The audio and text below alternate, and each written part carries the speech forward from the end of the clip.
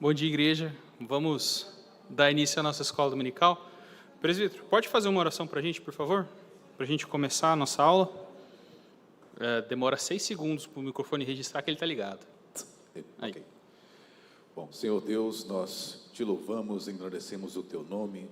Maravilhas o Senhor tem feito por nós e nós somos gratos, Senhor Deus, pela sua presença magnífica, Senhor Deus, neste lugar. Abençoa, Senhor Deus, as nossas vidas. Trabalha, Senhor Deus, na vida do Rafael, Senhor Deus, que vai ministrar a escola dominical, vai trazer o estudo para nós. Que o Senhor esteja falando, Senhor Deus, através da boca dele e que as palavras que ele pronunciar adentre profundamente os nossos corações e mude, Senhor Deus, nosso ser de acordo com a sua vontade, que é infinita e soberana sobre as nossas vidas. Em nome do Senhor Jesus Cristo, que tudo o que façamos nesse lugar possa ser para a sua honra e para a sua glória. Que o Senhor possa estar presente em nossas vidas em tudo, Senhor Deus. Em nome do Senhor Jesus Cristo, nós oramos e agradecemos. Amém, Senhor Deus. Amém. Bom, gente, sejam muito bem-vindos. O reverendo Edelson está no presbitério, né? A reunião do presbitério deu uma atrasada. Mas ele pediu para nós darmos continuidade num assunto que ele começou a semana passada. A última EBD foi sobre a doutrina da Escritura. A gente começa o ano falando da nossa base mais fundamental. E, como eu não poderia fazer diferente, porque a Sofia me conhece e sabe que eu sou desse jeito, eu não consigo não tornar uma coisa voltada para apologética, para a defesa da fé, para alguma coisa assim, porque é da minha natureza. Não consigo fazer diferente. Então, para a gente começar, o tema de hoje é a fé na Escritura. Por que a gente acredita na Bíblia? Por que a gente confia na Bíblia? Por que a gente lê a Bíblia e acha que ela está falando a verdade? Eu acho que a gente tem motivo mais que suficiente para fazer isso. Tá? Mas, ô Júnior, eu estou com um leve equívoco problemático. Obrigado. Eu vou convidar os irmãos a abrirem rapidinho para mim a Bíblia, primeira epístola de Pedro, capítulo 3, versículo 15, para a gente ver uma orientação, uma ordem do apóstolo com relação à nossa fé. Primeira epístola de Pedro, capítulo 3, versículo 15, está escrito assim: antes, santificai a Cristo como Senhor em vosso coração, estando sempre preparados para responder a todo aquele que vos pedir razão da esperança que há em vós. Pedro aqui, ele está falando assim, santifiquem Jesus no coração de vocês, separem Jesus, deixe ele no lugar de honra, no lugar especial, santifique-o no seu coração. E o modo como você vai fazer isso é estar sempre pronto para dar uma apologia, fazer uma defesa verbal para todo mundo que te perguntar: por que você crê? Por que você tem essa esperança? Qual é a razão da esperança que tem em você? Obrigado. Por que você tem essa esperança dentro de você? Por que você confia nesse livro velho, ultrapassado? Qual é o motivo de nós termos fé na Escritura? Eu separei essa citação, de um pastor americano, que ele é um pregador expositivo fenomenal, ele também é um apologeta, ele gosta de apologética, ele não é capelão, reitor? Acho que é tradução. Ele é reitor em uma universidade, ele é americano, mas ele está numa universidade da Zâmbia, a universidade cristã, como missionário, e ele conversa com universitários, e quando os universitários vêm falar com ele por que você é pastor? Por que você acredita nessas ladainhas todas? A resposta que ele dá é sempre a mesma.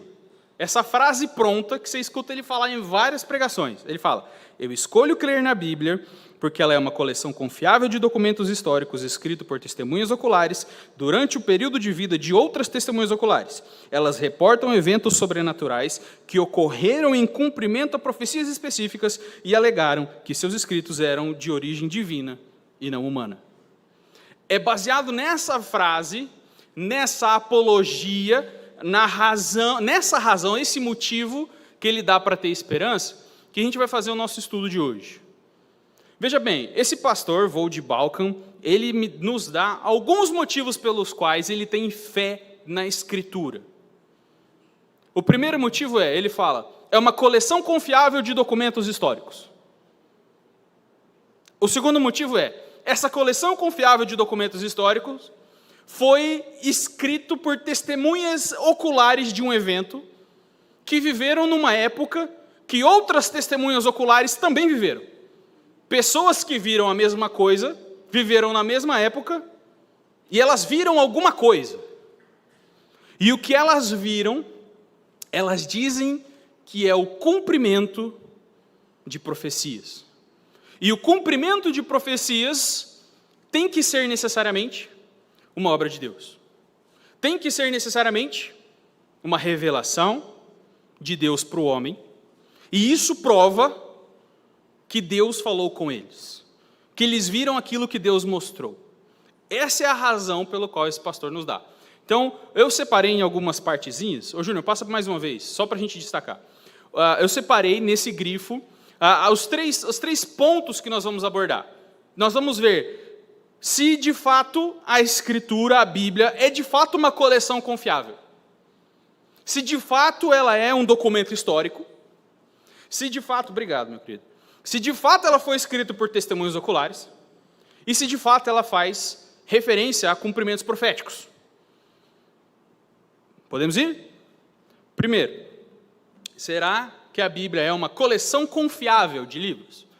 Que ela é uma coleção de livros, uma junção de livros, todo mundo sabe. Mas nós podemos confiar que o que está escrito é verdadeiro? Já pararam para pensar nisso? Porque esse livro aqui tem uma mula falando. Não sei se vocês já chegaram nessa parte. Tem uma mula falando aqui. Tem uma parte nesse livro que chove pedra e fogo do céu. Vocês já leram essa parte? Tem uma parte que tem um cara que está parado ali, e aí de repente vem uma carruagem de fogo e leva esse cara para o céu. Vocês já leram essa parte? Esses relatos que parecem mitológicos são dignos da nossa confiança? Veja só, eu vou pedir... Daiane, você pode abrir, por favor, Eclesiastes 1, para ler o de 5 a 7? Rodolfo, por favor, se você ler Isaías 51, 6. Presbítero Ricardo, por favor, leia Jeremias 33, 25 a 26. Munir, você pode abrir, por favor, qual que é o próximo? Tanto Gênesis 1:3, quanto Gênesis 1:11, quanto Gênesis 1:14, porque está tudo perto ali. E, Gabi, você pode ler para mim, por favor, Jó 28, de 1 a 5. Quando a Bíblia narra eventos sobrenaturais, que aos olhos modernos parecem mitológicos, uma carruagem de fogo levando um cara para o céu, uma mar abrindo no meio, mula falando, coisas que parecem loucura demais para ser verdade. Por que ela faz isso? Veja só, a Bíblia nem sempre fala em termos sobrenaturais. A Bíblia nem sempre fala de coisas do mundo espiritual. Ela fala sobre coisas do nosso mundo material. Ela fala de coisas do dia a dia. Vamos ver se quando ela fala de coisa que nós vemos, ela tem razão. Por favor, Eclesiastes 1, 5 a 7. Espera 6 segundos, gente. Pode ligar os microfones, deixa ligado, tá? Aí. O sol se levanta e o sol se põe e depressa volta ao lugar de onde se levanta. O vento sopra para o sul e vira para o norte. Dá voltas e voltas, seguindo sempre o seu curso. Todos os rios vão para o mar, contudo, o mar nunca se enche. Ainda que sempre corra para lá voltam a correr. Veja só, descrições do funcionamento da natureza. O sol nasce no leste, se põe no oeste, e aí no outro dia, sabe o que ele faz? Ele nasce no leste, se põe no oeste, aí no outro dia ele nasce no leste, se põe no oeste. Isso, na mitologia egípcia, que influenciou muito o escrito de Moisés, era visto como um Deus que saía com a sua carruagem e precisava percorrer todo o céu, e durante a noite esse Deus ficava lutando com outros deuses das trevas para tentar voltar no início do percurso, e o movimento do sol era visto como atividade dos deuses. A Bíblia não parece pintar desse jeito. Ela fala assim: o sol nasce, e o sol se põe. E o sol nasce, e o sol se põe. Sem mitologias. Simplesmente descrevendo um fenômeno. A mesma coisa, a questão dos ventos. Hoje a gente sabe, né, quem vai fazer Enem aí, pega essa dica: ventos alísios e contra-alísios. Né? Massas de ar polar, fria, tende a ir para os trópicos, aquece, sobe, volta para os polos, resfria, desce. No hemisfério norte ele vem para o sul, no hemisfério sul ele vai para o norte, e ele fica rodando. Quem escreveu Eclesiastes foi o homem mais sábio que já existiu. O cara que conseguiu observar o vento e tomar conclusões sobre isso. Conseguiu observar os rios. A gente conhece agora o ciclo hidrológico, certo? Precipita, a água está líquida, vai para os rios, mares, temperatura, evapora a água, ela sobe, forma nuvem, condensa e chove. E a água do rio vai para o mar, e no mar evapora, sobe a massa de umidade, vai para a floresta, chove, vai para o rio, e o rio corre para o mar, e o mar não se enche, e uma vez que os rios correm para lá, tornam a correr, e volta, e fecha o ciclo. E a Bíblia descreve fenômenos naturais sem mitologia. Vejam só, Isaías 51:6, por favor. Levantai os vossos olhos para os céus e olhai para a terra de baixo, porque os céus desaparecerão como fumo, e a terra se envelhecerá como um vestido, e os seus moradores morrerão semelhantemente. Mas a minha salvação durará para sempre, e a minha justiça não será quebrantada. Veja só, de novo, para quem vai fazer o Enem aí. Segunda lei da termodinâmica. Qual é? Lei da entropia. Em um sistema fechado, a entropia tende ao máximo, certo? O nível da desorganização sempre tende a aumentar. A ideia é: a energia sempre está cada vez em formas menos disponíveis. A ideia é o seguinte: tudo decai, tudo estraga. Se você deixar um carro parado, ele enferruja, um pneu murcha, a borracha derrete. A ideia é: nada se organiza sozinho. Se você deixar parado, tudo estraga. A terra vai envelhecer. Seus moradores vão morrer. Um princípio da física refletido na página da Escritura. Mas não é um só não. Jeremias 33, 25 e 26. Assim diz o Senhor: se a minha aliança com o dia e com a noite não permanecer, e eu não mantiver as leis fixas dos céus e da terra, também rejeitarei a descendência de Jacó e de Davi, meu servo, de modo que não tome da sua descendência quem domine sobre a descendência de Abraão, Isaque e Jacó, porque lhes restaurarei a sorte e deles me apiedarei. Se a minha aliança com o dia e com a noite for desfeita, de modo que não exista mais as leis fixas que regem os céus e a terra. O que ele está dizendo aqui? Alguém já viu a gravidade da terra parar de funcionar? Não? Ninguém? Alguém já viu, sei lá, a força de atrito parar de existir? Pressão deixar de ser alguma coisa? Alguém já viu a força não ser igual a massa vezes aceleração em algum momento? Porque Deus tem uma aliança com a sua criação, as leis da física existem, e por culpa de Deus você tem que estudar isso na escola. Olha que coisa. Simples. Mas nós temos na Bíblia uma declaração de que as leis da física que regem os céus e a terra não mudam. Por isso, toda vez que você fizer a continha lá, força igual a massa vezes a aceleração, vai dar o mesmo resultado. Toda vez que você colocar lá a fórmula de magnetismo, que eu nem sei mais qual que é, vai dar o mesmo resultado. É por isso que fórmulas funcionam. Só por isso. Mas veja só, Munir, por favor, Gênesis, os 3 versículos. Disse Deus, haja luz e houve luz. Isso é ótica. O que nós observamos? O que nós vemos? Um espectro, uma faixa do espectro eletromagnético, chamado de luz visível. Desde o vermelho até o violeta, mais ou menos. E é por isso que a primeira coisa a ser criada é luz. Porque como é que a gente vai assistir a criação se não tem luz para a gente ver nada? Olha que engraçado. Por favor, Gênesis 1:11.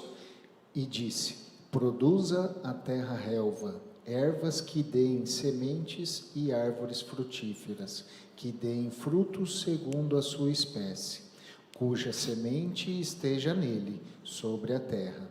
E assim se fez. Veja que engraçado. Relva, uma separação de plantas de pequeno porte, rasteiras, baixas. E aí depois, árvores que deem sementes, separadas de árvores cuja semente está dentro do fruto. Quem gosta de botânica? Eu sou engenheiro agrônomo, eu gosto um pouquinho. Quem sabe das diferenças entre uma briófita, uma pteridófita, uma gimnosperma e uma angiosperma? Alguém já ouviu falar disso? Não? A diferença entre uma gimnosperma e uma angiosperma é que a gimnosperma ela produz semente, só que a semente fica exposta. E a angiosperma é a árvore que produz fruto, e a semente está dentro do fruto. Isso é uma categoria científica. Está aí, está escrito, eu vi. E o engraçado é que ele fala, segundo as suas espécies. E quando ele vai criar os animais, ele fala, segundo as suas espécies. Alguém sabe o que dá o cruzamento de um jegue com uma égua, ou um cavalo com uma jega? Não sei. Não sei qual é o termo para o feminino. É o burro. E o cruzamento de um burro com outro burro? Não dá. O burro é estéril. Por quê? Porque apesar do cavalo e do jegue serem muito parecidos, a ponto de eles poderem ter um filho, eles não são da mesma espécie. Eles não são exatamente a mesma espécie. E aí, a próxima geração não sobrevive, não reproduz. É sempre de acordo com a sua espécie. Olha que coisa engraçada. Eu li isso em algum lugar. Gênesis 1:14, por favor, meu querido. Disse também Deus, haja luzeiros no firmamento dos céus, para fazerem separação entre o dia e a noite, e sejam eles para sinais, para estações, para dias e anos. Sabe que a coisa mais engraçada que o ser humano inventou foi a semana. Porque a semana é o período de tempo que a gente não encontra na natureza. Todos os outros períodos de tempo, aproximadamente, a gente pode observar através dos astros. Você sabia disso? Qual é o período das 4 fases da Lua? Quanto tempo dura? 28 dias, certo? Qual é o período de um mês? 30, mais ou menos? Fevereiro tem 28 normalmente, a cada 3 anos, de 3 a 75% das vezes ele tem 28 dias. Então, se nós não tivéssemos inventado um calendário totalmente aleatório, só observando a Lua, nós teríamos um período, uma estação, semelhante a um mês. O ano. O que é um ano? O ano é um tempo que a Terra leva para fazer a translação ao redor do Sol. Então, as 4 estações e a posição de angulação do céu com relação à Terra mostra um ciclo que seria próximo a um ano. Então, estações, dias, dia é óbvio, né? Quando está dia está sol, quando está de noite está calor, está escuro. Períodos, estações, tempos marcados por aquilo que a gente vê, principalmente pela lua e pelo sol. Gabi, por favor, Jó 28, de 1 a 5. Existem minas de prata e locais onde se refina ouro. O ferro é extraído da terra, e do minério se funde o cobre. O homem dá fim à escuridão e vasculha os recônditos mais remotos em busca de minério, nas mais escuras trevas. Longe das moradias, ele cava um poço, em local esquecido pelos pés dos homens. Longe de todos, ele se pendura e balança. A terra da qual vem o alimento é revolvida embaixo como que pelo fogo. Veja só. Quando que descobriram as camadas geológicas? Sabe que ninguém cavou até lá ainda, né? É uma teoria extremamente plausível, né? Porque a gente tem vulcões, aí a gente sabe que a lava existe, o magma existe. Mas a gente cava, acho que a profundidade máxima que cavou foi acho que 12 ou 13 quilômetros. E a crosta tem 30. Certo? Mas, quando a Bíblia fala da exploração da crosta terrestre, olha que beleza. Ela fala que o minério vem da rocha. E fundindo, a metalurgia, fundindo a rocha, você purifica o mineral e você pode usar o ferro para algumas coisas. E no interior a terra é revestida como que por fogo. O manto, a lava, vulcão, costuma ser quente. Acho que para uma pessoa de uma era pré-cristã, confundir lava com fogo é uma coisa aceitável. Mas a observação, veja só, o fenômeno, ele é descrito não como deuses, não como seres espirituais, não como fadas, como é a natureza, está aqui, a gente observa, a gente pega. Tá, mas talvez isso seja um pouquinho subjetivo, né? Você está interpretando um pouquinho os textos e tal. Vamos para a história, então. Porque história, o Antigo Testamento é história, basicamente. Ele conta histórias, diferentes histórias. E aí eu quero que os irmãos abram a Bíblia em 2 Reis, capítulo 3, versículos de 4 a 7. 2 Reis, se a gente for parar para ver o Samuel, Reis e Reis, eles contam uma história basicamente contínua ali, quase que a mesma história. 1 Samuel é a história do profeta, sacerdote Samuel. 2 Samuel, o foco muda um pouquinho de Samuel para Davi, e fala sobre o Davi, como ele vira rei e o reinado dele. Primeiro, o livro de Reis, ele passa então a falar um pouquinho da história de Salomão, conta a história de Salomão, começa a dividir o reino, e aí foca na história do profeta Elias. E aí depois, de 2 Reis, então, ele começa a contar como é que esses reis aí, do rei de Israel e o rei de Judá, começaram a ir para os Beleléu e acabaram sendo invadido pela Babilônia. Então, o livro de 2 Reis, eu estou em 1 Reis. O livro de 2 Reis, a gente pode esperar confusão e caos. E veja só, 2 Reis, capítulo 3. De 4 a 7. Então, Mesa, rei dos Moabitas, era criador de gado, pagava seu tributo ao rei de Israel, com 100.000 cordeiros e a lã de 100.000 carneiros. Tendo, porém, morrido Acabe, revoltou-se o rei de Moabe contra o rei de Israel. Por isso, Jorão, ao mesmo tempo, saiu de Samaria e fez revista de todo Israel. Mandou dizer a Josafá, rei de Judá: o rei de Moabe se revoltou contra mim. Irás tu comigo à guerra contra Moabe? Respondeu ele: subirei, serei como tu és, o meu povo como o teu povo, os meus cavalos como os teus cavalos. Aqui, gente, tem um cara, o texto começa a falar, que chama Mesa, ele é rei de Moabe, e ele paga tributo para o rei de Israel. Ele é dominado pelo rei de Israel. E ele se levanta contra o rei de Israel, e ele começa uma insurgência, e ele é bem sucedido, ao ponto de que o rei de Israel se vê ameaçado, e precisa sair para conferir todo o território, e precisa de ajuda do rei de Judá, e chama o rei de Judá para ajudar a resistir a essa revolta dos seus subordinados. Quem diria, pois, que eis que um dia uma pessoa estava cavando e achou essa pedra, e se você quiser achar a tradução do que está escrito nessa pedra, você acha no Google, eu achei, e coloquei uma parte transcrita aí para a gente ler. Eu sou Mesa, filho de Camosh, rei de Moabe. Onri foi rei de Israel e oprimiu Moabe. Seu filho o sucedeu e também disse: eu oprimirei Moabe. Mas eu me alegrei contra ele e contra a sua casa. Israel está destruído para sempre. Alguma semelhança? O nome do cara que se revolta, o nome de contra quem ele se revolta, o fato de haver uma revolta, o fato dessa revolta ser bem sucedida, e simplesmente o texto bíblico gravado em pedra através da ótica dos moabitas.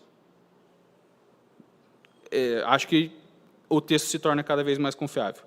Essa outra pedrinha aí é interessante. Vamos ali, 2 Reis, um pouquinho mais para frente, capítulo 8.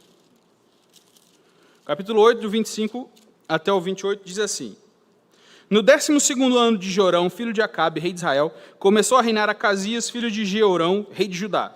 Não confunda Jorão e Jeorão, são diferentes. Era Acasias de 22 anos de idade, quando começou a reinar, reinou 1 ano em Jerusalém. Sua mãe, filha de Onri, rei de Israel, chamava-se Atália. Ele andou no caminho da casa de Acabe, fez o que era mal perante o Senhor, como a casa de Acabe, porque era genro da casa de Acabe. Foi com Jorão, filho de Acabe, a Ramote de Gileade, a peleja contra Azael, rei da Síria. Esse cara é importante. E os sírios feriram o Jorão. Então, tá bom. E agora, versículo 9, do 14 até o 29. Jeú, filho de Josafá, filho de Ninsi, conspirou contra Jorão. Tinha, porém, Jorão cercado a Ramote de Gileade, ele e todo Israel, por causa de Azael, rei da Síria. Porém, o rei Jorão voltou para si curar em Jezreel das feridas que os sírios lhes fizeram, quando pelejou contra Azael, rei da Síria. Disse Jeú: se é da sua vontade, ninguém saia furtivamente da cidade para anunciar a Jezreel. Por amor ao tempo, eu não vou terminar de ler. Se vocês quiserem ler, leia aí. A história é mais ou menos assim. Jeú se aproveita que Azael feriu o rei e mata o rei. E aí, esse rei Hazael, que feriu o rei de Israel, escreve em uma pedrinha chamada Estela de Teldã, escreve essas palavras: eu matei Jorão, filho de Acabe, rei de Israel, eu matei Acasias, filho de Jeorão, da casa de Davi. Veja só, a revolta de Jeú só deu certo porque o rei estava ferido, e o rei estava ferido porque ele lutou contra Azael. E aí Azael viu o fruto da sua revolta, que Jeú conseguiu matar o rei de Israel, e falou: eu matei. Olha como ele canta, como ele chama para si a glória de uma coisa que ele não fez. Mas o mais interessante dessa pedra é que ela está escrito que existia um rei da casa de Davi. Por quê? Porque apesar de nós reconhecermos os reis bíblicos ali na pedra, Jorão, Acabe, Acasias, Jeorão, até determinado ponto na história, a gente nunca tinha ouvido falar de Davi em registro arqueológico. Até que o nome dele apareceu na pedrinha da Síria. Já pararam para pensar que quando você conta para o seu filho a história de Davi contra Golias, você está contando algo que aconteceu no tempo e no espaço, realmente? Que agora a gente pode começar a saber que é verdade? Não agora a gente pode começar a saber que é verdade, mas agora a gente tem gravado em pedra que é verdade, não só na página da Escritura. Veja só, eu poderia colocar um monte de coisa aqui. Eu poderia colocar os tabletes de Nuse e como essas leis e cartas e recibos descrevem a sociedade que Abraão viveu e Isaac e Jacó viveram, que está registrado em Gênesis 15 até o 31. Eu poderia falar da Estela de Merneptah, que cita o povo de Israel na terra de Canaã, em um período antes da monarquia ser estabelecido, ou seja, Israel estava na terra no período dos juízes. Eu poderia dizer dos óstracos de Laques, que são cartas de socorro enviadas ao Egito para pedir ajuda da invasão de Nabucodonosor, e citando que Laques era uma das últimas cidades, e como o profeta Jeremias, aí no capítulo 34, versículo 7, cita que Laques é a última das cidades fortificadas de Israel. A gente poderia falar do túnel de Ezequias, que foi escavado em Jerusalém, e como a Bíblia fala em 2 Reis 20, que todas as demais obras de Ezequias e o aqueduto que ele construiu ficaram registrados no livro da história do rei de Israel. A gente poderia falar desse vaso aí do meio, que foi encontrado em 2021, 3 anos atrás. Acharam esse jarro aí com uma palavrinha: Jerubaal. Quem é Jerubaal? Quem é Jerubaal, gente? Jerubaal é o apelido que Gideão recebeu depois que ele destruiu os altares que estavam dentro de Israel. Significa Baal contenda contra ele. Baal se entende com esse cara, porque Gideão saiu quebrando tudo, e aí ganhou esse apelido. Veja só, Gideão, um personagem histórico escrito num vaso, registrado pelo apelido dele. O prisma de Senaqueribe. Quem foi Senaqueribe? Senaqueribe está na Bíblia. Rei de Assíria. rei da Assíria, que invadiu Samaria e destruiu o reino do norte. A última que eu vou dizer de achados arqueológicos, que para mim é o que torna, assim, exclui a possibilidade de não crermos no sobrenatural descrito na Bíblia. Porque até aqui, registros históricos, descrição de fenômenos, mostra que nós podemos confiar naquilo que a Bíblia está dizendo. Mas sempre sobra aquela pulguinha atrás da orelha. E quando ela fala que o mar abriu no meio? Aqui está, para mim, a coisa mais linda. Isso aí é o papiro de Pulver, e Pulver é um sacerdote egípcio que escreveu um livro das lamentações.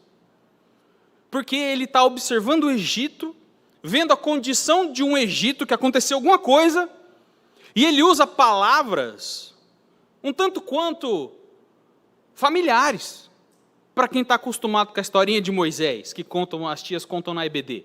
Ele fala assim, isso aqui, eu achei um artigo, depois se quiser eu mando, até baixei, é um artigo que a pessoa fez, ela transcreveu a escrita hieroglífica, fez uma tradução para a língua eu não sei se é egípcio atual, ou que língua que é, se é hebraico, acho que hebraico não é não, e depois traduziu o texto.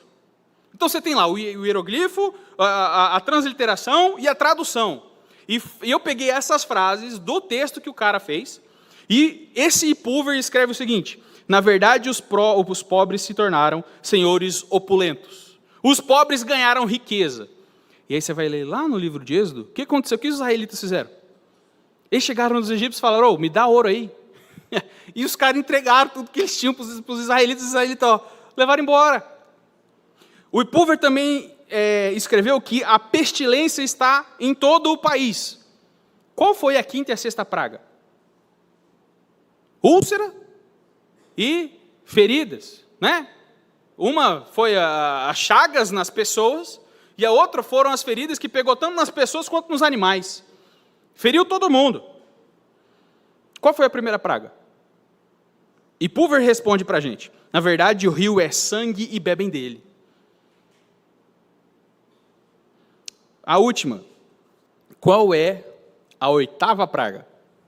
Sétima praga, não sei, agora estou em dúvida. Sétima praga. A sétima praga, qual que é? Chuva de Saraiva, pedra e fogo. E aí, cara, esse Êxodo é legal, porque ele usa umas palavras interessantes. Vamos lá, Êxodo 9. Para ninguém falar que eu estou inventando, que eu estou colocando esses textos aí à toa, vamos ler um. Êxodo 9, 23 e 25. Está escrito assim. Moisés estendeu o seu bordão para o céu. O Senhor deu trovões e chuvas de pedra, e fogo desceu sobre a terra, e fez o Senhor cair chuva de pedra sobre toda a terra do Egito. De maneira que havia chuva de pedras e fogo, misturado com a chuva de pedras tão grave, qual nunca houve na terra do Egito, desde que veio a ser uma nação.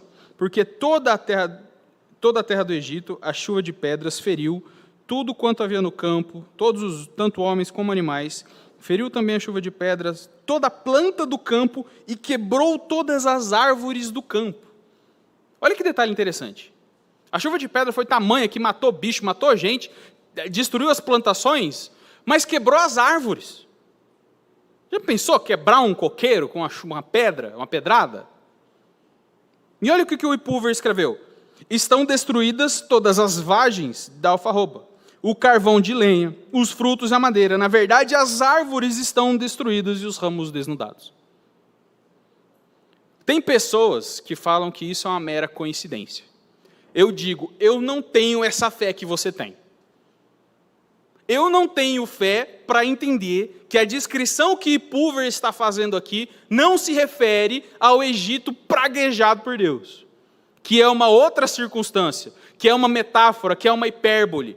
As pessoas só correm para esse tipo de explicação porque elas não podem acreditar que exista uma prova descritiva de um fenômeno sobrenatural. Só por isso.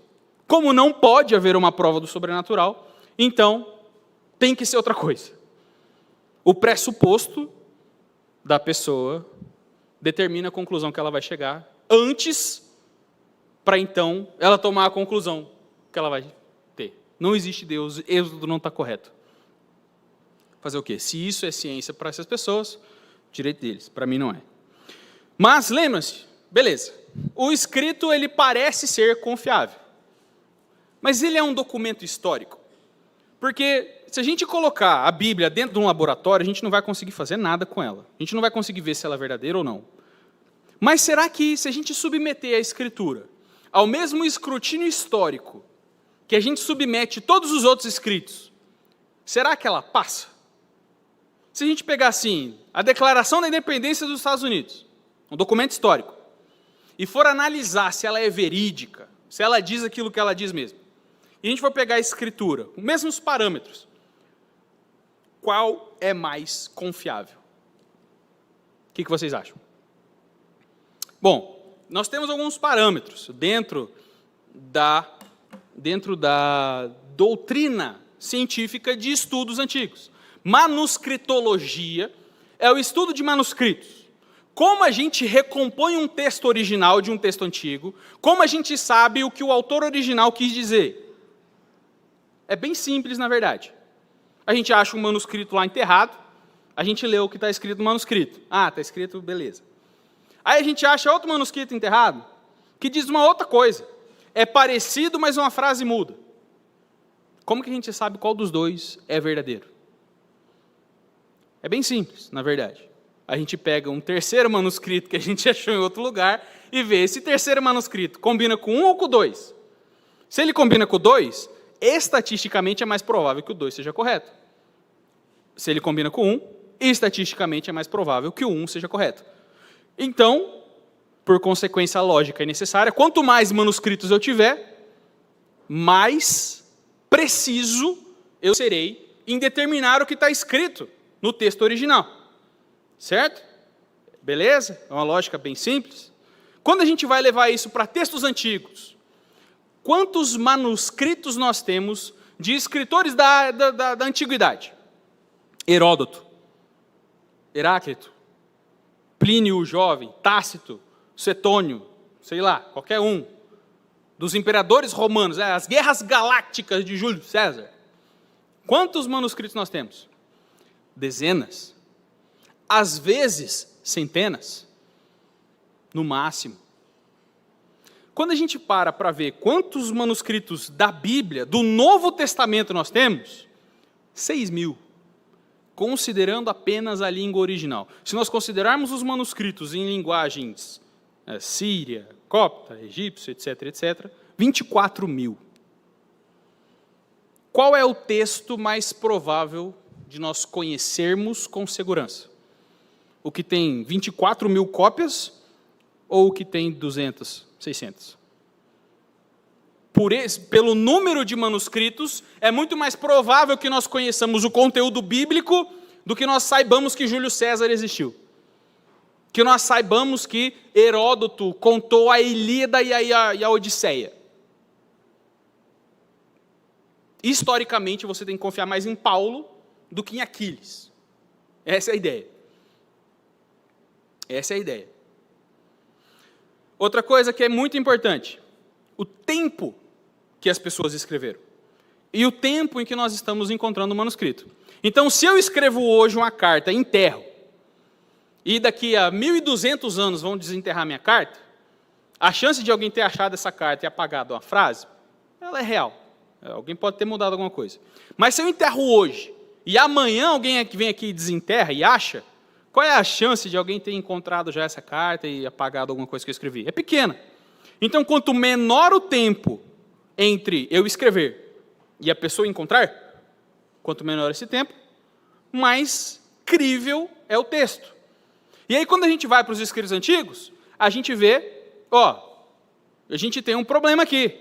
Heródoto está escrevendo em séculos antes de Cristo, e nós estamos achando manuscritos em séculos depois de Cristo. Nós temos milênio aqui de espaço, séculos de espaço. A questão é a seguinte, a gente tem um pedacinho de manuscrito bíblico que chama P52. É um pedacinho do Evangelho de João. A data mais antiga que eles conseguem chegar para esse pedacinho, através de datações radiométricas, etc., é o ano 125. Gente, 125. É sério. a gente sabe com absoluta certeza que Jesus morreu no ano 30.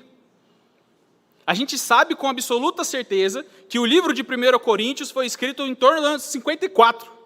E nesse ano 54, Paulo escreve, a gente vai ver isso mais para frente, um credo. Ele descreve um credo da igreja que já era existente há 24 anos, aparentemente, lá em 1 Coríntios 15.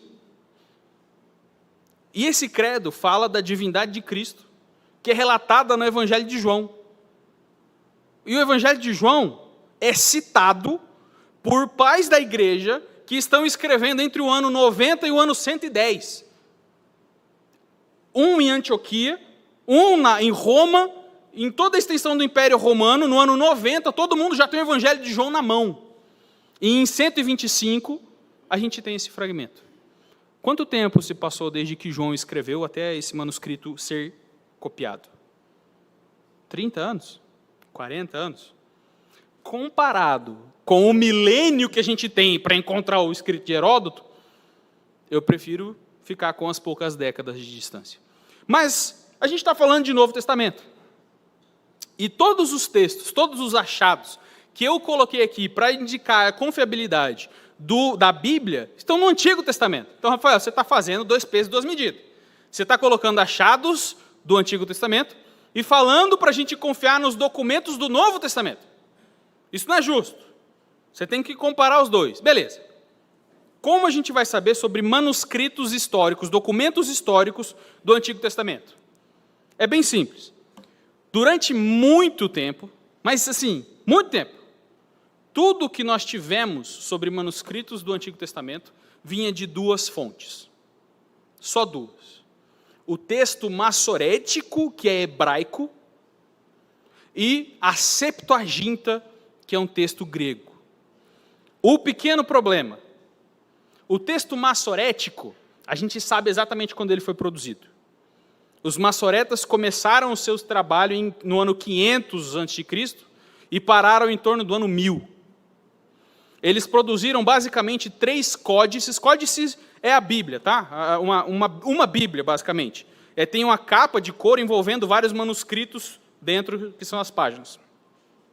Eles produziram o Códice de Alepo, o Códice Cairense, que estão atualmente incompletos, e eles produziram o Códice de Leningrado, que é o único atualmente completo.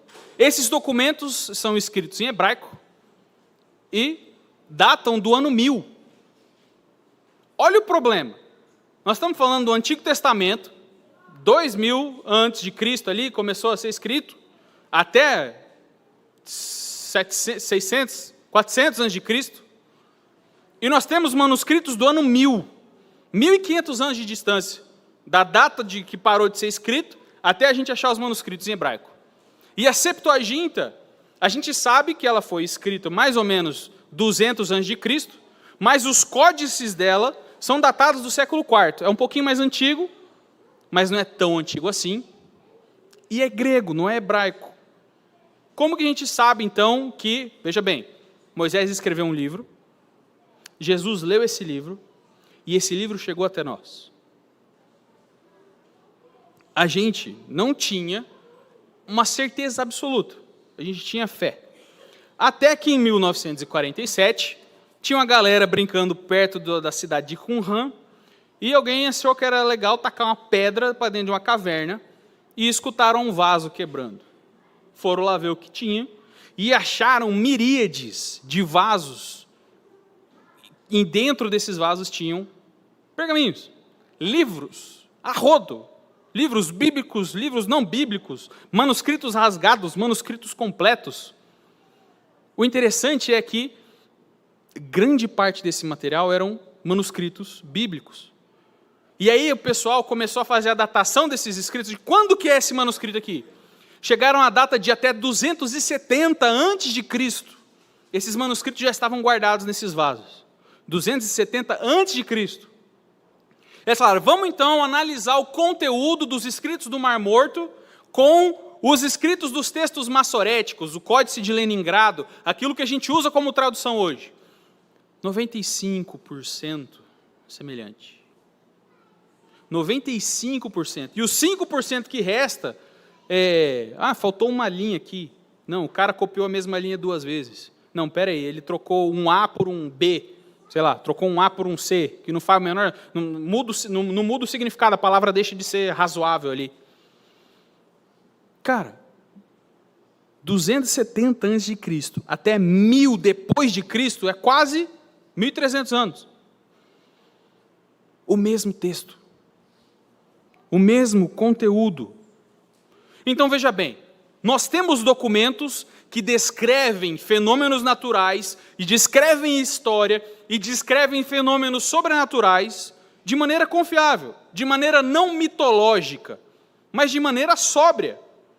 Nós temos documentos que são históricos, que nós temos manuscritos, que nós podemos fazer comparação, análise de dados ali, que nós podemos... Tem pedras enterradas que dizem a mesma coisa que o texto dizia. E vejam só o que o texto diz. O texto bíblico diz que pessoas estão escrevendo uma coisa que eles viram. Eu vou pedir de novo, Daiane, por favor, abre em 1 Pedro 5:1. Rodolfo, por favor, João 19, 33 e 35. Ricardo, por favor, vamos ler o credo que eu mencionei, 1 Coríntios 15. E Munir, lê os textos de Lucas, por favor. É o 1:5, 2:1 e 2 e o 3:1 e 2, por favor. Veja só, os apóstolos declarando que eles viram coisas, que eles não estão tirando da cabeça, que eles não estão inventando as coisas. Eles estão falando aquilo que eles viram. Veja só, 1 Pedro 5:1.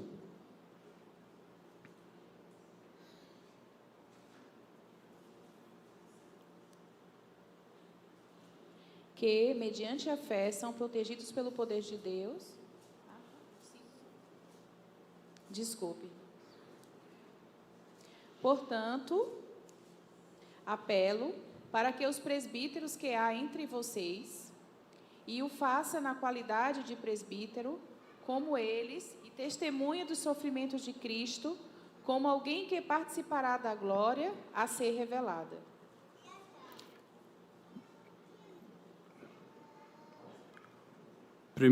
João 19, 33 e 35.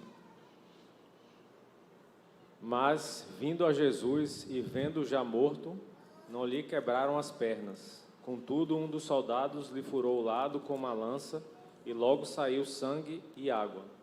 E aquele que ouviu testificou, e o seu testemunho é verdadeiro, e sabe que é verdade o que diz, para que também vós o creiais. Beleza, então nós temos Pedro dizendo que ele é presbítero e testemunha do sofrimento de Cristo. Ele viu Cristo sofrer. Ele está dizendo que ele viu. E aí João está nos dando um detalhe do que ele assistiu na crucificação. Ele está falando, eu vi um soldado romano pegar uma lança, enfiar na costela dele, tirar, eu vi sair sangue com água, e o que eu vi, eu estou escrevendo para que você acredite. 1 Coríntios 15, 3, 8. Vejam só o credo, um modo didático que a igreja primitiva encontrou de ensinar aquilo que eles criam, e eles repetiam esse ensino, uns para os outros, para decorar qual era a sua fé, porque eles não tinham a Bíblia naquela época. Veja só o que eles diziam, por favor. Antes de tudo, vos entreguei o que também recebi, que Cristo morreu pelos nossos pecados, segundo as Escrituras, que foi sepultado, ressuscitou ao terceiro dia, segundo as Escrituras, e apareceu a Cefas, e depois aos 12. Depois foi visto por mais de 500 irmãos de uma só vez, dos quais a maioria sobrevive até hoje. Porém, alguns já dormem. Depois foi visto por Tiago, mais tarde por todos os apóstolos. E ao final, depois de todos, foi visto também por mim, como por um nascido fora do tempo. Veja só, olha o tanto de testemunha que Paulo coloca aí. Cristo apareceu a Cefas, apareceu para João, apareceu para os 12 apóstolos, depois apareceu para 500 pessoas, depois apareceu para todo mundo de novo, apareceu para o fulano, apareceu para o ciclano, por último, ele apareceu para mim. eu também vi. Você está duvidando da minha palavra? Vai falar com um dos 500. Você pode perguntar para centenas de pessoas, elas vão te dizer a mesma coisa. Elas viram a mesma coisa. Nós vimos. Eu sou testemunha do sofrimento de Cristo. Aquele que viu essas coisas, relata essas coisas, para que vocês saibam que elas são verdade. Veja só, eles estão dizendo que eles viram alguma coisa. Beleza. Mas, só porque eles viram, quer dizer que eles estão falando a verdade? E eu quero que o Munir leia os textos de Lucas, porque Lucas, ele era um médico, mas o médico naquela época, ele era o cientista, ele era o pesquisador. E Lucas vai mostrar como ele é detalhista, como ele procura nos incentivar ao escrutínio. Pesquisa para ver se eu estou falando a verdade. É isso que Lucas vai fazer quando ele escreve esses versículos. Vai lá, Lucas 1:5, 2:1-2, 3:1-2. Nos dias de Herodes, rei da Judeia, houve um sacerdote chamado Zacarias, do turno de Abias. Sua mulher era das filhas de Arão e se chamava Isabel. Lucas 2:1-2. Naqueles dias foi publicado um decreto de César Augusto, convocando toda a população do império para recensear-se. O primeiro recenseamento, foi feito quando Quirino era governador da Síria. 3:1-2. No 15º ano do reinado de Tibério César, sendo Pôncio Pilatos governador da Judéia, Herodes tetrarca da Galileia e seu irmão Filipe, tetrarca da região de Itureia e Traconides e Lisânias, tetrarca de Abilene, sendo sumos sacerdotes Anás e Caifás, veio a palavra de Deus a João, filho de Zacarias, no deserto.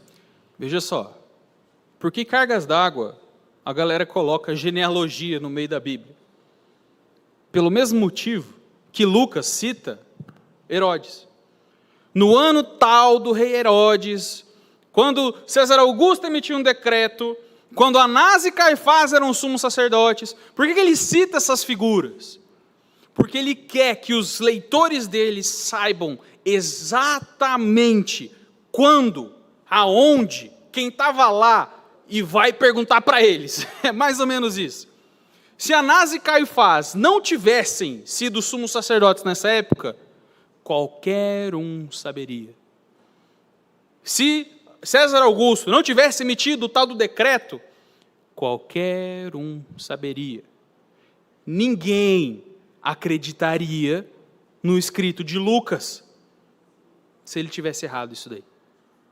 Essa era a ideia de Lucas. Nesse momento histórico, essa galera era o rei, essa galera era o governador, esse cara que era o sumo sacerdote, as pessoas que estavam envolvidas nessa situação são essas aqui. Pode pesquisar onde você quiser, todo mundo vai te dizer, essas pessoas estavam lá. E agora que você sabe que elas estavam lá, o que aconteceu? Foi isso. Veio a palavra do Senhor a João, filho de Zacarias, no deserto, e João fez isso. Você não acha que ele fez isso? Vai lá perguntar para Anás. Vai lá perguntar para Caifás. Vai lá perguntar para Herodes, porque quem degolou João foi Herodes. Pergunta lá para ele. Vai descobrir. Gente, isso é incrível.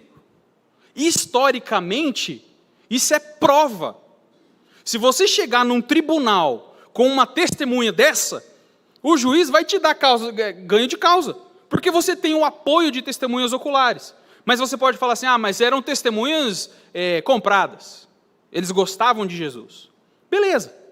Então vamos procurar pessoas que não gostavam de Jesus e ver o que elas falavam.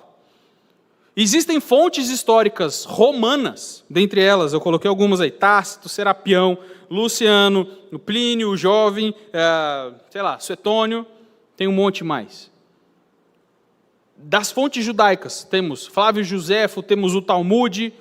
Se você junta o que essas pessoas falavam, um falava assim, tem um tal de Crestos aí que a galera está dizendo que é Deus, e eu não sei quem é, mas está causando um rebuliço. Tem que perseguir essa galera. Tem outro que fala assim, esses tais de cristãos, eles são doidos, eles estão adorando um homem que eles dizem que é Deus. Tem outro que fala assim, os cristãos foram perseguidos, mas ninguém negou. Eles são ateus porque eles negam todos os deuses, dizem que existe um só. Flávio Josefo, ele fala assim, existia um cara que chamava Jesus, e ele era professor, e ele tinha discípulos, e ele foi morto por crucificação, e agora os discípulos dele estão dizendo que ele ressuscitou. Fatos básicos da vida de Cristo: o fato dele ensinar, o fato dele ser um professor, um rabi, um mestre, o fato dele ter sido... Gente, não tem fato histórico mais bem atestado do que o fato de que Jesus foi morto por crucificação pelo Império Romano na região de Jerusalém, no primeiro século. Não existe fato histórico mais repetido na Idade Antiga do que esse. O fato de que os seguidores acreditavam terem visto ele ressuscitado, e o fato de que esses seguidores achavam que ele era Deus. Tudo isso é declarado por fontes opositoras. A galera fala assim, se eles estão certos, eu não sei. Eu sei que a gente tem que descer a porrada neles, perseguir todo mundo, porque eles estão causando um rebuliço. Mas o que eles estão falando é isso aí. É isso que eles falam na Bíblia? Nós vimos, somos testemunhas do sofrimento de Cristo. Ele morreu por crucificação. Está aqui as figuras históricas que estavam lá presentes. Confia na gente. A gente está dizendo que a gente viu. Mas o que a gente viu? A gente viu cumprimentos de profecias. E aqui eu vou deixar os textos, por amor ao tempo, eu não vou ler todos os textos.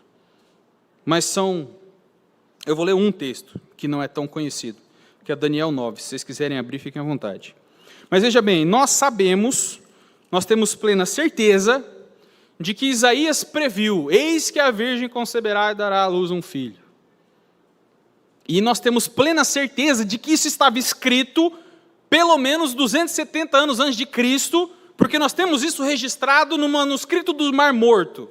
E aí 270 anos depois, tem uma galera declarando que essa profecia foi cumprida em Maria, dando à luz a Jesus. Nós sabemos que Miqueias estava escrito em pelo menos 270 a.C., de acordo com o manuscrito do Mar Morto, e nós sabemos que ele falava, Belém da Judéia, não é nem de longe a menor da casa de Israel, porque de ti virá o Messias. E aí depois nós temos um tal de Lucas, falando, no ano do fulano de tal, o fulano de tal emitiu um decreto tal, que mandou José ir para Belém, e lá em Belém nasceu Jesus. É isso que nós temos no texto bíblico.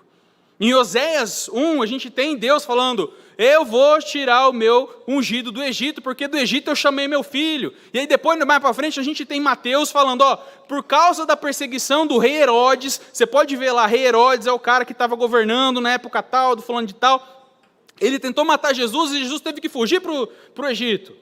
E aí Jesus volta do Egito depois que Herodes morre, para quê? Para se cumprir a profecia, porque está escrito, do Egito chamei meu filho. Veja só, Salmo 78 fala que ele abrirá a sua boca e falará por parábolas. E Daniel 9, isso aqui é fenomenal. Daniel 9, versículos 25 e 26. Pode parecer estranho um pouquinho no começo, mas vai fazer muito sentido. Sabe e entende, desde a saída da ordem para restaurar e edificar Jerusalém, até o ungido, o príncipe, 7 semanas e 62 semanas. As praças e as circunvalações se reedificarão, mas em tempos angustiosos. Depois de 62 semanas, será morto o ungido e já não estará. E o povo de um príncipe que há de vir destruirá a cidade e o santuário, e seu fim será num dilúvio, e até ao fim haverá guerra, desolações são determinadas. A gente meio que foge de literaturas proféticas, né? Porque o que está acontecendo aqui? 62 semanas, de 3 dias, 3 noites, sei lá o quê. É bem simples aqui quando a gente entende o simbolismo. Ele está falando assim, sabe e entende. Eu não estou falando aqui enigmas misteriosos, que é para você ficar buscando símbolos ocultos e gnósticos. Não. Sabe, entende. É só prestar atenção que você vai entender o que eu estou dizendo. desde a saída da ordem, para restaurar e edificar Jerusalém. Quem deu essa ordem? Ciro? Mandou Zorobabel voltar? Né? Reedifica lá o templo, né? Depois volta Esdras, depois volta Neemias. É isso? Volta do exílio, história de Israel. Desde a saída da ordem, para restaurar e edificar Jerusalém, até o ungido. Quem é ungido? Não sei, digamos que a gente não sabe, tá? A gente está no período ali interbíblico. O ungido, o Messias. Quem é o Messias? É o rei que está todo mundo esperando para resolver essa bagunça que está Israel. Desde a saída para reedificar Jerusalém, até a vinda do Messias, o príncipe, as circunvalações se reedificarão, mas em tempos angustiosos. Angustiosos. Babilônia, depois Império Persa, os gregos dominam os persas, morre Alexandre o Grande, divide o Império Grego em 4 generais, os generais ficam se matando até que Pompeu invade a Terra Santa e acaba com a guerra tudo. Confusão, revolta dos macabeus para cima e para baixo, loucura. Tempos angustiosos. Depois desse tempo, 62 semanas, será morto o ungido. Veja só, o Messias não era o rei? O Messias não deveria governar em Jerusalém, reger as nações? Ele vai morrer, está escrito aqui. Será morto o ungido e já não estará. E o povo de um príncipe que há de vir, um povo que virá, não é esse aqui agora, não é o Império Persa, não é o Império Babilônico, é um império que vai vir. Cadê? Destruirá a cidade e o santuário, e o seu fim será um dilúvio, e será caótico, e tem tristeza determinada. Quando Jerusalém foi destruída? Isso é um fato histórico. Isso a gente sabe que Vespasiano foi levado à Terra Santa para acabar com uma revolta dos zelotes ali, e não conseguiu terminar o controle da revolta, porque ele precisou voltar para o Império Romano para assumir como imperador, e o filho dele, Tito, no ano 70, devasta Jerusalém, destrói tudo, acaba, força todos os judeus para longe, destrói o segundo templo no ano 70. Quem morreu no ano 30? Jesus. Beleza. Cadê o Messias judeu? Porque o que Daniel está falando aqui, que é desde que Neemias terminou de construir Jerusalém, até a vinda do Messias, tem um prazo de tempo. E depois que o Messias morrer, Jerusalém vai ser destruída. Então o Messias tem que vir antes de Jerusalém ser destruída. Mas Jerusalém já foi destruída. Cadê o Messias? Daniel está profetizando a época para os judeus. Fala assim, você vê o templo destruído? Para de procurar. O Messias já veio e morreu. Até a época histórica que Jesus viria, foi necessariamente profetizada. E a morte por crucificação? O Salmo 22 é maravilhoso.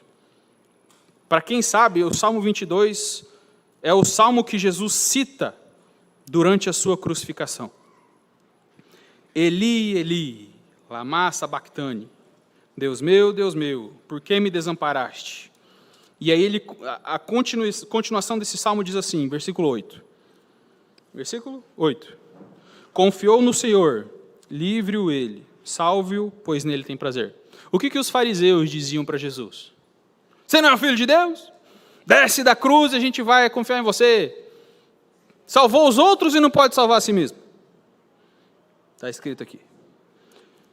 Versículo 14. Derramei-me como água, todos os meus ossos se desconjuntaram, meu coração fez-se como cera, derreteu-se dentro de mim. O que João falou? Que quando o cara furou o lado de Jesus, saiu o quê? Alguém sabe por que isso acontece?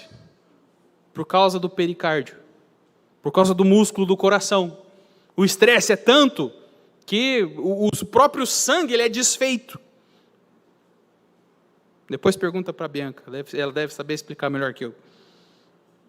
Versículo 18. Repartem entre si as minhas vestes, sobre a minha túnica deitam sortes. Os soldados romanos fizeram isso. Isaías 53 fala assim, ele foi traspassado pelos nossos pecados. traspassado, ele foi literalmente pregado pelos pecados. É isso que está escrito. Gente, tudo isso que eu estou lendo no Antigo Testamento, lembrem-se, manuscritos do Mar Morto, 270 a.C., a gente achou, estava escrito já, estava registrado já, não tem como isso ser invenção posterior.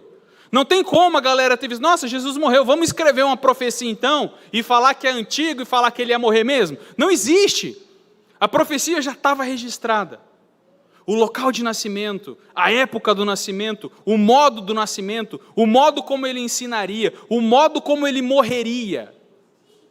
Tudo escrito e determinado antes que nada disso ainda houvesse. Tudo registrado em documentos históricos.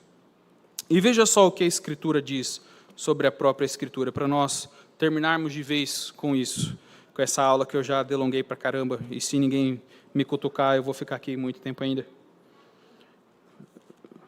2 Timóteo 3, 16, 17. Toda a Escritura é inspirada por Deus, útil para o ensino, para a repreensão, para a correção, para a educação na justiça, a fim de que o homem de Deus seja perfeito e perfeitamente habilitado para toda boa obra. Veja só, toda a Escritura. Do que Paulo está falando aqui? Do Antigo Testamento.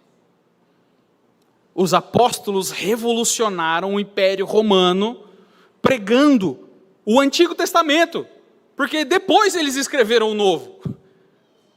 Ele está falando aqui, aquilo que nós temos registrado na Escritura, os fenômenos naturais, os fenômenos sobrenaturais, a história e as profecias, tudo isso é theopneustos, fôlego de Deus, aquilo que sai da boca enquanto eu falo, esse ar que leva até vocês as vibrações das moléculas que eu estou dizendo, isso é inspiração, soprado por Deus, útil para o ensino, para a repreensão, a fim de que, com o propósito, o objetivo último, o homem de Deus vai ser perfeito e perfeitamente habilitado, ele não vai precisar de mais nada. Ele vai se tornar perfeito, ele vai receber de Deus tudo aquilo que ele precisa para ser perfeito, e vai ser perfeitamente habilitado para toda boa obra. Tudo de bom que ele precisa fazer, tudo de correto, tudo de justo, ele vai estar suficientemente pronto. Se vem de Deus, não falha, não pode errar. Se vem de Deus, não precisa de mais nada. Por quê? Porque vem de Deus. Então por que nós temos fé na Escritura? Eu tenho fé na Escritura, porque ela é uma coleção confiável de documentos históricos, escrito por testemunhas oculares durante o período de vida de outras testemunhas oculares. Eles relatam eventos sobrenaturais que ocorreram em cumprimentos de profecias específicas e afirmam que os seus escritos são de origem divina e não humana. É por isso que a Escritura é a nossa regra de fé e prática. Amém? Presbítero Gilberto, por favor, pode vir fazer uma oração para a gente encerrar nossa escola dominical? Gente, só gostaria de lembrar que o pastor, ele está voltando agora da reunião do presbitério. Pode vir, por favor. Ele está voltando agora da reunião do presbitério, ele teve uma leve atrasada. Você está com o microfone aí. À noite ele estará conosco no culto. Por favor. Amém. Só para concluir também, é interessante que quando Herodes pergunta para os fariseus onde Jesus nasceria, onde o rei dos judeus nasceria, eles sabem. Eles sabiam que tinha a promessa, que era Sim. em Belém. Né? Deus, muito obrigado por esta manhã, muito obrigado pela Tua palavra. Obrigado porque a Tua palavra é a verdade, ó Deus. E nós sabemos que ela é do Senhor, e que o Senhor a revelou no tempo, na forma que o Senhor quis. Nós lhe pedimos que tenhamos a fé sempre firme, ó Deus, na Tua palavra. E nós lhe pedimos também que o Senhor nos ajude a dar àqueles que o Senhor colocar na nossa vida, ó Deus, à nossa frente, a razão da nossa fé. Que o Senhor nos dê sabedoria e humildade para isso. para a honra e glória do Senhor, para também o nosso crescimento, ó Deus, e fortalecimento espiritual. Agradecemos por essa manhã, agradecemos por o Senhor usar o Rafael para trazer, ó Deus, todas essas informações, essa mensagem, ó Deus, agora de manhã. Em nome de Jesus, agradecidos, oramos. Amém. Amém. Bom, irmãos, bom domingo, bom almoço a todos, boa tarde e nos vemos de novo no culto à noite.